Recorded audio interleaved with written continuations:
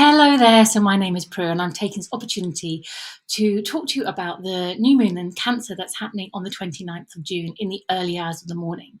Before we even think about what the astrological sign of Cancer is about and the energy of this new moon, I think it's always a really good reminder, isn't it, to step back and think, why am I even paying attention to the moon cycle? Why is it relevant in the world that we live in? Because yes, of course, it was important to our ancestors. They lived in that world before electricity. I always think it's interesting that it was only like in the 1930s that 2/3 of homes had electricity. So actually, it wasn't that long ago that our ancestors would have had a life so much more entwined with what the moon cycle was doing. Because if there was a full moon, they were able to do so much more in the evenings. When there was a new moon, when it's a dark sky, there would have been less activity going on because their lives would have been reflected about what light was available, what natural season was going on, and they would have lived and had behaviors that were so much more connected to those. So first of all, even though we live in a very different world, we are still very much connected to this ancient cycle. Think about what the moon does to the tides. We ourselves are 70% water. Whether we're aware of it or not, we are being very influenced by what's going on in the moon above us. And the new moon is a time of new beginnings. It's a time to think about dreams, hopes, wishes. It's the most powerful time in our month to set intentions, to think about what is it that I want to create in my life? What do I want more of? What do I want less of?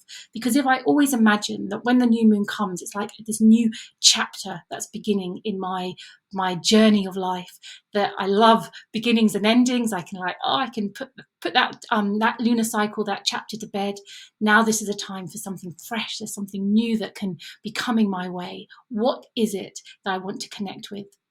And people often can ask, well, how do you make the most of it? And for me, I keep it really simple. Life is busy, isn't there? There's a lot to go on. And, perhaps at some point later in my life, I will have the opportunity to scribe deep channeled visions and words underneath the light of the moon sky. But at the moment, I always think I want to make a note of what my dreams and intentions are. So just on my online calendar, I'll always write on the new moon, this is what I wish to create. And then I can pop back in 6 months' time or a year's time and go, oh, wow, that was what I was wanting to create. Because let's not forget, this is a new moon in Cancer. In 6 months' time, we'll have a full moon in Cancer. So there is this 6-month window in many ways to think about what it is that we want to create more of in our lives. Now, Cancer is a water sign. So what does that mean? There are 4 different elements. We have fire, earth, air, and water. And there are 3 signs within each. So we have 3 water signs. We have Cancer, we have Pisces, and we have Scorpio. They share similarities. Water signs are very much connected to the soul, emotions, feelings. They often say that water signs are mute because they don't deal with the language of words. They deal with the language of feelings. They're very, very attuned to reading between the lines, to picking up on the nuances that other signs can miss in some ways. So water signs would be brilliant at walking into a room and like, something's a bit off here. They would detect it. They have very strong intuition. And we all have areas of our lives which are connected to the water signs. Now, Cancer is the first water sign. It's a cardinal water sign, so it has a real proactivity. It likes to get things moving. It wants to start things. And it's interesting, actually, because my son is in Cancer, and my husband, Matt, his sun is in Aries. They're both cardinal signs. They both like to move forward, but we have very different orientations. Matt is very goal-orientated. This is where we're going to go, and I'm going to go for it really super fast. For me, as a water cardinal sign, I'm much more connected to my instincts, and I'm much more able to move forward if it feels right, if my gut tells me it feels right. If something feels off or I'm not emotionally engaged with where we're going, then it's very difficult for me to ignite or step forward in the way that I want to in my life to move forward. So in many ways, it's a bit of a wordy way of saying that for Cancerians to start to be very proactive and move forward, it comes from a very instinctual place. Cancer is connected to mother figure, how we are mothered, but also how do we mother ourselves? How do we feed? How do we nourish? How do we nurture ourselves? And wherever we have it in our astrology chart, it's often a sign of what's our default position. Cancer is ruled by the moon. So there is an ebb and a flow. And wherever we have Cancer in our natal charts, and especially with this moon, there's an inconsistency. Our emotions can rise and fall. And as a water sign, that's really healthy. Emotions are meant to flow. It's when they get stuck, that's when problems can occur. So this is a lovely time for ensuring that our emotional waters are flowing as healthily as they possibly can.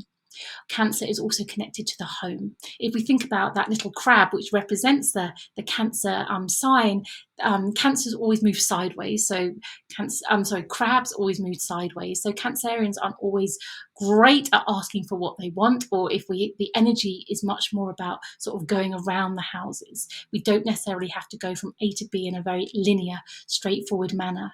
Very much connected to home. How safe, how rooted do we feel? Where is our sense of belonging? So these are all themes for us to think about. I think of all the signs, Cancer is probably one of the most sensitive.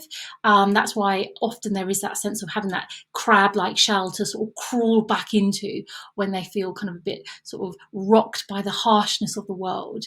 They are often can be described as moody, and it's not that they are trying to be moody in any way. It's just the fact that, let's remember, they're ruled by the moon, and the moon changes every 3.5 days. So there's an inconsistency with the different emotions. Their waters are going to flow very differently depending on the time of the month.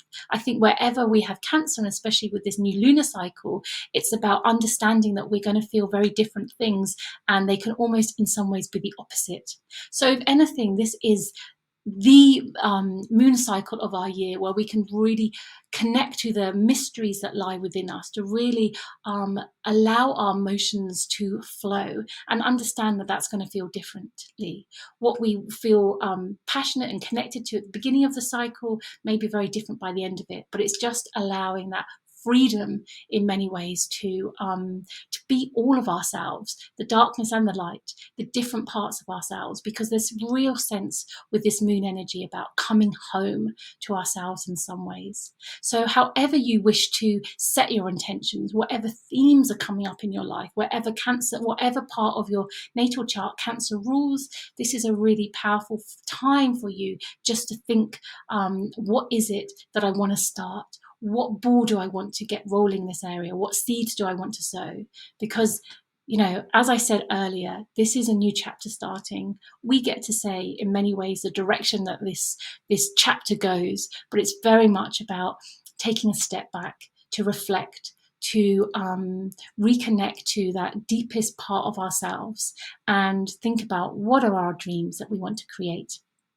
And just allow that moon to guide and influence us as the month turns on, as the month continues to move forward.